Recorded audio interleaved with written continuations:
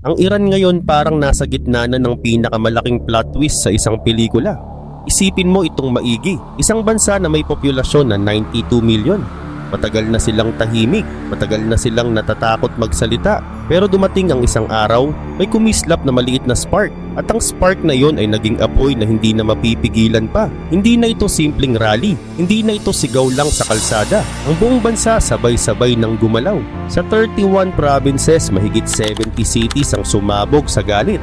May mga footage pa na lumalabas, mga bayan na literal na nagliliyab sa usok, sa putok at sa sigawan. Parang eksena na hindi mo aakalain na totoo pero nangyayari mismo sa harap ng kamera at ang nakakatindig balahibo. Unti-unting bumabagsak ang mga lungsod, hindi sa kamay ng militar, kundi sa kamay ng mismong mga tao. Isa-isa nilang kinukuha ang mga police station na simbolo ng kapangyarihan ng gobyerno. Hindi na sila pumapayag na kontrolin, hindi na sila bumabalik sa dati. Grabe na ang nangyayari ngayon pero saan ba talaga nagsimula ang lahat? At ano ang kahihinatnan ng Iran sa hinaharap? At yan ang ating sisiyasatin. Pero bago tayo magsimula, huwag kalimutang i-like ang video na ito. Malaking bagay na ito para sa aming mga content creator. Maraming salamat at ngayon simulan na natin. Mula Isfahan hanggang Hamadan at mula Mashhad hanggang Nurabad lahat gumagalaw. Sa Hamadan, tuluyan ng napasakamay ng protesters ang probinsya. Pati ang holy city ng Qom na 150 kilometro lang ang layo mula sa Tehran, hawak na rin nila ang malaking parte ng lugar.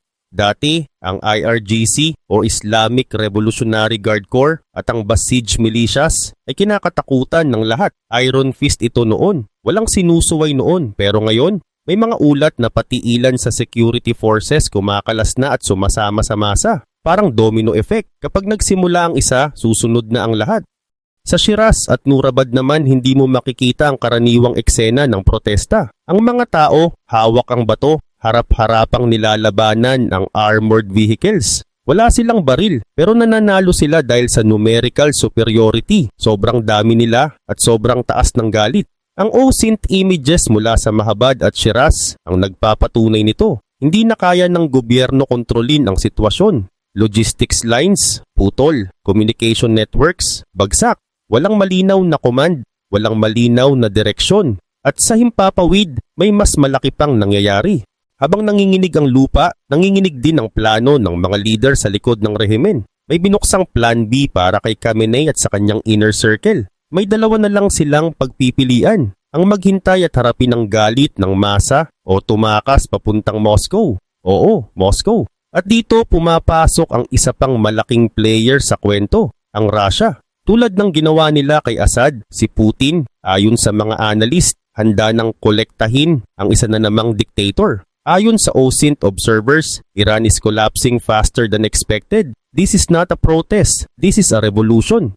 At sa Tagalog, ayon sa OSINT observers, hindi na raw ito protesta, revolusyon na raw ito. Ang tanong ngayon ng marami, sino ang unang makakarating sa finish line? Ang tao bang gigiba sa gobyerno o ang gobyernong uunahang tumakas palayo?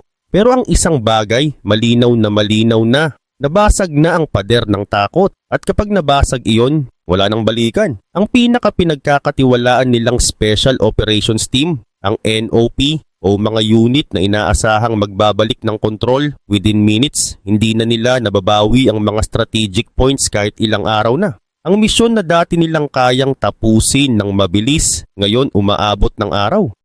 Sa gabi habang madilim ang paligid, may iisang mensahe na paulit-ulit na naririnig sa mga video mula sa iba't ibang bayan.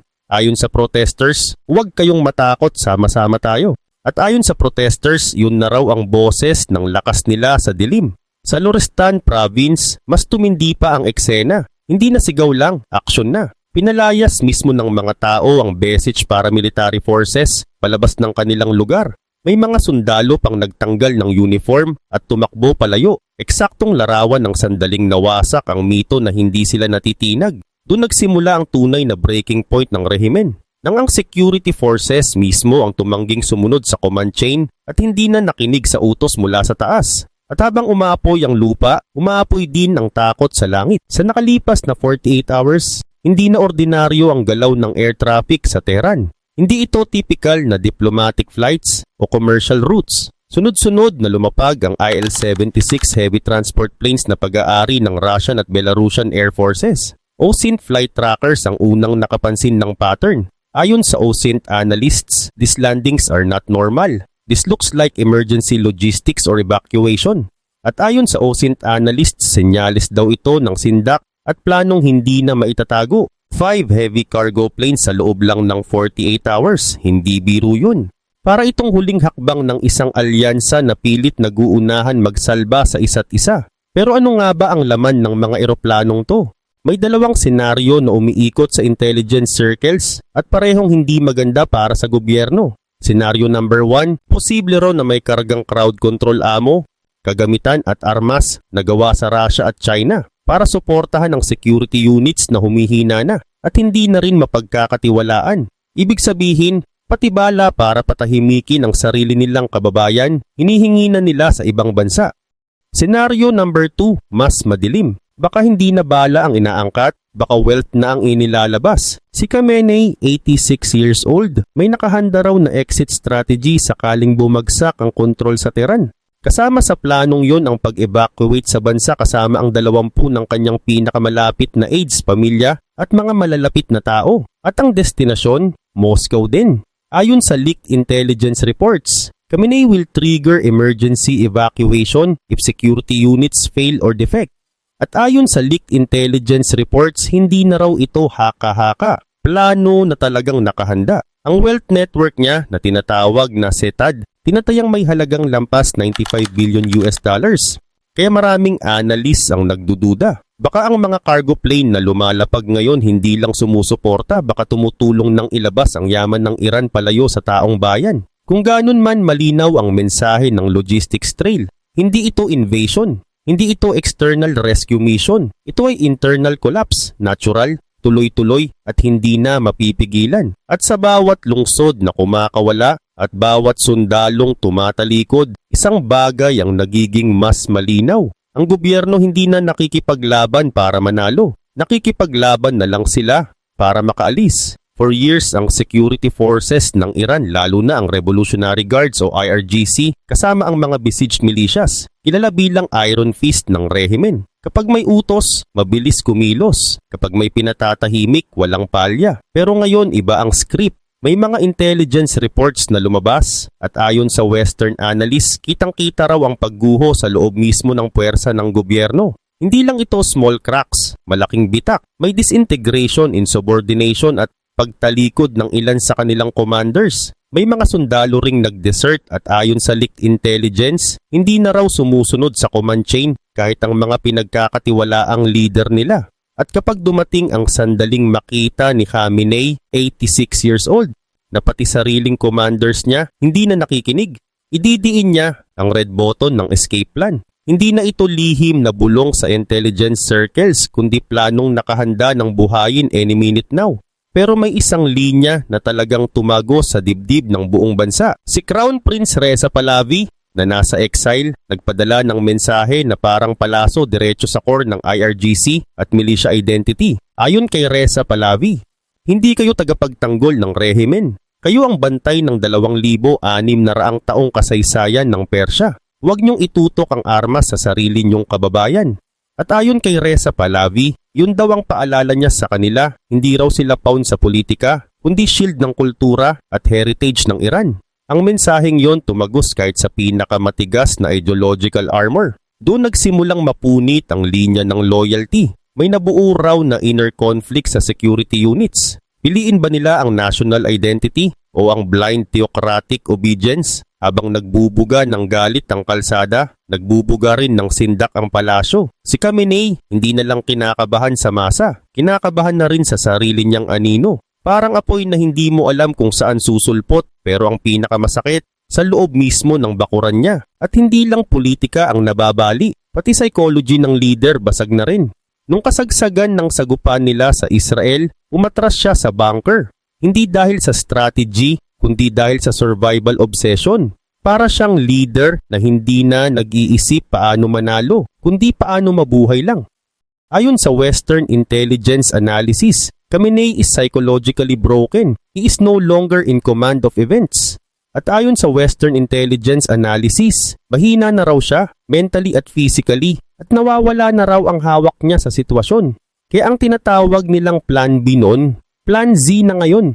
Escape plan papuntang Moscow. Hindi na ito optional route, ito na ang huling exit door. At ang pinakamapait na irony sa lahat, habang sigaw ng sigaw ang mga tao ng death to the dictator, hindi nila alam na ang sigaw na yon parang echo mula sa nakaraan. Dati, may siya na pinabagsak ng revolusyon noong 1979. At ang leader na nagpabagsak sa siya na yon, siya rin ngayon ang nasa bingit ng pagbagsak. Ayon sa observers sa Iran, history is repeating. The hunter is now the hunted. At ayon sa observers sa Iran, paikot daw ang tadhana at ang nagpatalsik noon, siya naman ngayon ang pinapatalsik ng panahon. Kung paano siya umangat sa galit ng tao, kung paano siya babagsak sa galit din ng tao. At sa bawat slogan na umaalingaw-ngaw sa gabi, para bang may nagbubulong ang Iran mismo sa mundo. Ang diktador, kahit gaano pa kalakas ang kamao, kapag nawalan ng sundalo, nawalan ng bayan at nawalan ng isip, wala nang ibang finish line, kundi parehong ending. Noong 1979 nang bumagsak ang Shah ng Iran, ang exit route niya ay Egypt. Doon siya kumapit, doon siya nagtago, at doon niya tinapos ang chapter niya sa kapangyarihan. Pero si Khamenei, ibang destinasyon, ibang ending. Siya ngayon ay 86 years old, hindi papunta sa Egypt, kundi sa Russia ni Putin, isang bansa na kahit sa global politics, maraming bansang umiiwas at ayaw makipaglapit. Para siyang sasali sa isang exclusive club na walang gustong maging member. Ang losers club ng geopolitics, kung saan ang leaderboard ng impluensya, pabulusok pababa. At ang nangyayari sa Iran, hindi ito ordinaryong kaguluhan na mananatili lang sa ilang eskinita. Ito ang pagbagsak ng pinakamahina na link sa mahabang kadena ng autocratic alliances. Isang linya ng kapangyarihan na umaabot from Moscow to Beijing, from Caracas to Damascus. Kapag bumagsak ang isa, may epekto sa lahat. Parang Jenga Tower at Iran ang block na pag nahugot may mabigat na kalabog. Pero higit sa lahat may isang parte ng story na pinakamasakit para sa mga mamamayan. Pera. Habang hirap na hirap ang ordinaryong Iranian sa bagsak na currency, inflation na lagpas 100% at presyo ng pagkain na hindi na kayang habulin, may ibang galaw sa taas. Ayon sa economic observers, unti-unti raw na nilalabas ng rehimen ang yaman ng bansa palayo sa mismong tao na pinanggalingan nito. At ramdam yun sa bawat sulok. Ayon sa protesters sa Tehran, hindi Gaza, hindi Lebanon, buhay namin para sa Iran. At ayon sa protesters sa Tehran, yun daw ang sigaw nila, paalala na ang priority nila ay sariling bansa, hindi foreign conflicts, hindi proxy wars. Simple ang linya pero sobrang lakas ng impact. Ibig sabihin nakita na nila ang betrayal. For years ang mga tao kumakayod para lang makakain ng basic goods. Kanin, tinapay, gulay at pagkain na ordinaryo dapat pero luxury na sa kanila ngayon. Samantalang ang leader nila ginagawang foreign bankroll ang kaban ng Iran. At dahil dito, may mas malaking aftershock na kinakatakutan ng iba pang bansa. Ayon sa Western Intelligence, Iran's collapse signals the failure of Russia's war economy and terror financing network. At ayon pa sa kanila, posibleng ang epekto raw nito, hindi lang political reset, kundi financial domino na tatama sa strategy ng Moscow, Beijing at iba pang allied regimes na nakadepende sa Iranian funding lines. Kaya ang mga sigaw sa kalsada, hindi lang galit, kundi verdict. At ang slogan na neither Gaza nor Lebanon my life for Iran, sa makatuwid iyon na raw ang final nail in the coffin ng ideological legitimacy ng rehimen.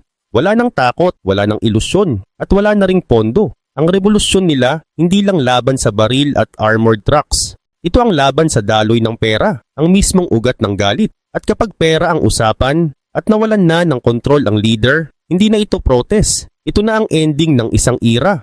Mas malinaw na ngayon sa mga Iranian kung saan talaga napupunta ang yaman ng bansa nila. Habang hirap ang mga pamilya dahil bagsak ang currency at pataas ng pataas ang presyo ng bilihin, may ibang direksyon ng daloy ng pera at hindi iyon para sa mamamayan. Ang perang dapat sana pambili ng pagkain ng mga bata, napunta sa Hezbollah's missiles, sa Houthi drones sa Yemen at higit sa lahat sa Shahed drones na ginagamit ng Russia laban sa Ukraine. Bawat drone na naibenta ni Khamenei kay Putin, parang may katumbas na hospital na hindi na ipatayo, school na hindi na itayo, at pagkain na hindi na ibigay sa pamilya ng Iran. Imbes na buhayin ng ekonomiya, inuuna ang gera sa labas ng bansa.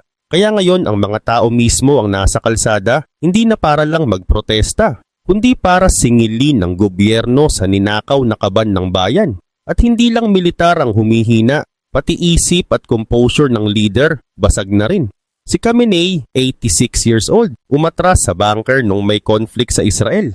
Hindi dahil sa strategy, kundi dahil sa survival obsession. Para siyang leader na hindi na iniisip paano mananalo, kundi paano makakatakas at mabubuhay na lang. At may isa pang malinaw na tanda ng panik sa taas. Sunod-sunod na IL-76 heavy cargo planes ang lumapag sa Tehran sa loob ng 48 hours.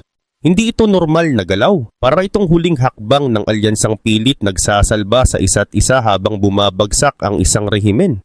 Pero ang epekto ng pagbagsak na ito hindi lang sa loob ng Iran mararamdaman. Ang lumalakas na Persian nationalism at pag-angat ng boses ng anak ng dating Shah na si Reza Pahlavi bilang unifying symbol, isang ideological nightmare para sa Russia. Kung magkaroon ng bagong Iran na secular at integrated sa Western world, hindi na ito magiging kaalyado ng Kremlin.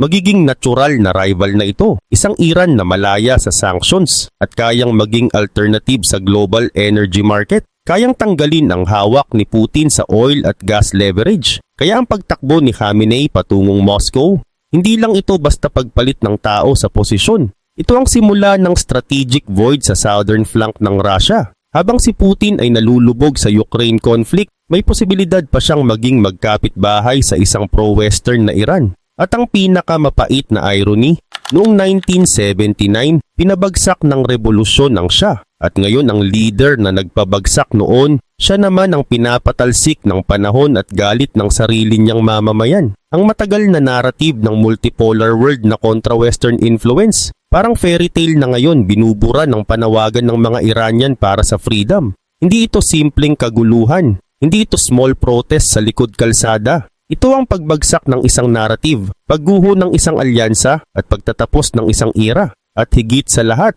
kapag ang isang gobyerno umaangkat pa ng bala at tear gas mula sa ibang diktador para supilin ang sariling mamamayan, hindi na ito gobyernong may hawak sa bansa. Tapos na ang laban nila, tapos na ang kaban nila, tapos na rin ang kapangyarihan nila. Habang nag-iimpake si Khamenei ng gamit at sumasakay sa eroplano papuntang Moscow, para itong malaking announcement sa lahat ng diktador sa mundo. Parang sinasabi ng eksena, hindi kayo kayang isalba ni Putin. Ang kaya lang niyang i-offer, summer house sa pagtanda nyo. Pero sa Russia, hindi ito kwento ng hospitality, kundi warning sign na mismo sa kanila. For years, umasa ang Kremlin sa mass-produced na military tech ng Iran, lalo na sa Shahed 136 at Shahed 136 kamikaze drones para buhayin ng operations nila sa Ukraine. Kasama rin sa lifeline na ito ang supply ng ballistic missiles at drone ammo.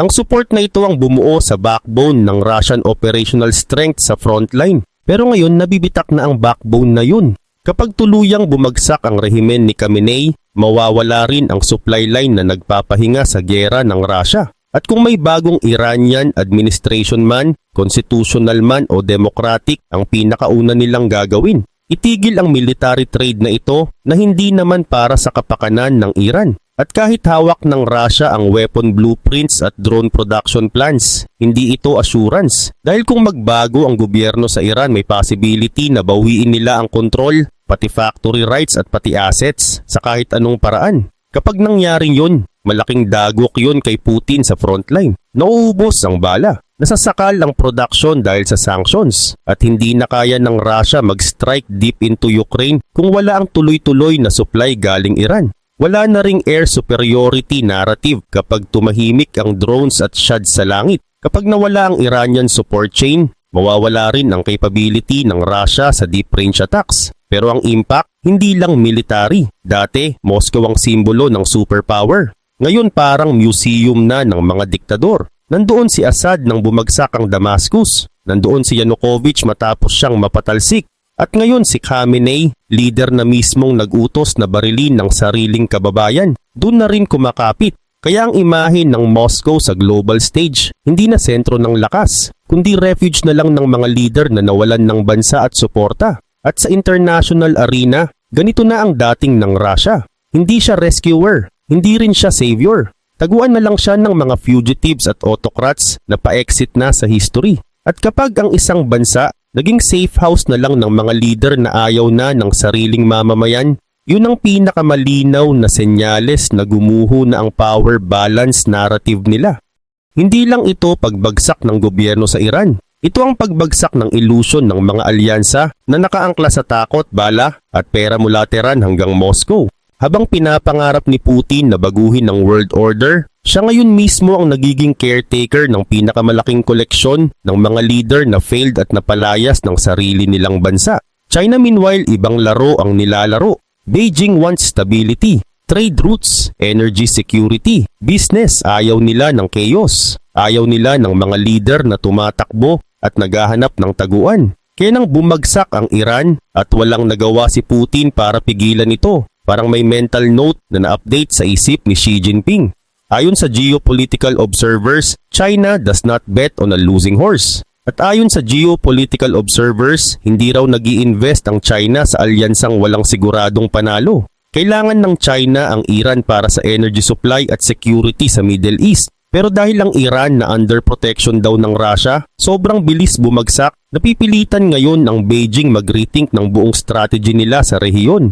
Hindi na sila sigurado kung may saysay pa ang partnership nila with Moscow. Dati, Russia at China parang dalawang haligi ng isang malaking alliance. Ngayon, parang nagkakalamat na rin ng pundasyon. Dahil simple lang ang logic sa global power projection. Kapag ang isang leader hindi kayang protektahan ng allies niya, at ang kaya lang gawin ay i-welcome sila kapag tumakas na.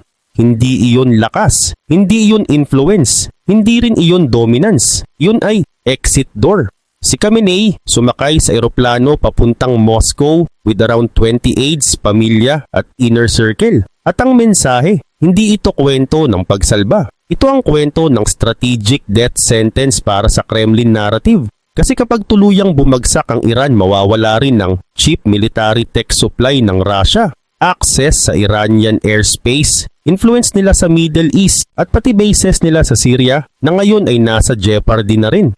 Pero ang pinakamalaking plot twist, hindi ang West ang nagbabagsak sa Iran, hindi external intervention. Kagustuhan mismo ng Iranian people ang nag-cut ng lifeline. Galit nila ang nagpatay ng ATM ng Hezbollah at Houthis. Sila ang pumutol ng supply chain ng Russia at sila rin ang bumabaon sa alliance leverage ng Kremlin. Parang silent strangulation pero hindi gawa ng ibang bansa, gawa ng sarili nilang mamamayan. Kaya ngayon ang tinatawag nilang axis of evil noon, parang house of cards na, konting ihip na lang tiklop na. Ang mga ilaw na namamatay sa Tehran, signal flares iyon na nagpapadilim din sa future ng Moscow. Ang Iran bumagsak na, ang supply chain wala na, ang allies wasak na, at si Putin alone na. At kapag ang isang leader nawalan ng pondo, nawalan ng impluensya, at nawalan ng backbone na ng alliance, wala na siyang narrative na maipapakita sa global stage. Hindi na siya game changer. Siya na ang sunod na pwedeng chapter closer. At ngayon parang may nagbubulong na ang history mismo. Tehran has fallen. Who's next? At ang sagot na umiikot sa global observers, kapag gumuho ang Iran, Moscow na ang next question mark. Dahil ang gera, hindi lang natatalo sa battlefield, natatalo rin sa capitals ng strategic partners at sa galit ng mismong tao na inaapi. Ang Iran ngayon ay nasa isang rare moment na sabay-sabay nagigiba ang tatlong haligi ng isang rehimen. Ekonomiya, loyalty ng security forces at tiwala ng tao sa sistema. Hindi ito simpleng galit sa gobyerno. Galit ito sa direksyon ng bansa. Ang Iran ay kumikita sa oil exports pero karamihan sa pangangailangan ng bansa nila inaangkat pa mula sa labas tulad ng wheat, mais, industrial parts at ingredients sa gamot. Kapag bagsak ang currency, apektado agad ang imports. Kaya kahit may kita ang Iran sa oil, hindi yun nararamdaman ng ordinaryong pamilya. Ang purchasing power ng tao mabilis na uupos. Ang middle class lumiliit, ang youth unemployment tumataas. Ang savings ng magulang para sa future ng mga anak parang yelong natutunaw sa init ng inflation. At dahil sa mundo ngayon digital ang battlefield ng narrative, hindi na hawak ng rehimen ang kwento. Ang videos ng civilians, citizen journalism at encrypted messaging ang naging core ng mobilization. Walang single leader sa streets kaya hindi basta masuppress ang movement. Kapag wala kang iisang target, hindi mo basta mapapatumba ang revolusyon. Sa kabilang dulo ng mapa, ang Russia, ibang pressure ang hinaharap. For years, hindi fighter jets ang naging core ng strategy nila, kundi drones. Dahil mas mabilis at mas murang gawin ng drones kaysa jets. Ang Russian doctrine sa Ukraine hindi tungkol sa dogfights, kundi tungkol sa swarm attacks sa infrastructure, power grids, ports, fuel depots, at communication hubs. Doon sila bumawi sa volume, hindi sa sophistication. At ang pinaka-importanting backbone ng volume strategy na yon, ang Iranian drones tulad ng Shahed 136 at 136 class engines na kayang gawin ng maramihan gamit simple parts at long-range gliding capability. Ito ang naging lifeline ng Russia sa deep strikes. Pero ngayon kapag nagbago ang Iran leadership structure, mawawala rin ang pinaka-reliable nilang supplier ng low-cost long-range drones. Kahit hawak ng Russia ang blueprints at production copies, hindi iyon sapat kung wala ang tuloy-tuloy na material pipeline. China meanwhile nanonood din sa sitwasyon. Hindi sila emotionally invested sa alliances. Ang principle ng Beijing, hindi sila tumataya sa partner na mataas ang risk at hindi predictable. Ang Iran importante sana sa kanila for energy imports at Gulf shipping corridors. Pero ang instability na hindi napigilan ng Moscow nagtutulak sa Beijing na mag-recalibrate ng Middle East strategy. Hindi dahil sa ideology, kundi dahil sa interest preservation. Kapag masyadong magulo ang partner, naghahanap agad ng bagong ruta ang China. Kaya ang pagsakay ni Khamenei papuntang Moscow, hindi ito symbol ng hospitality ng Russia. Ito ay symbol ng narrative collapse ng Kremlin. Isang kapital na pinapangarap maging sentro ng bagong world order, pero nagiging archive na lang ng mga leader na nabigo.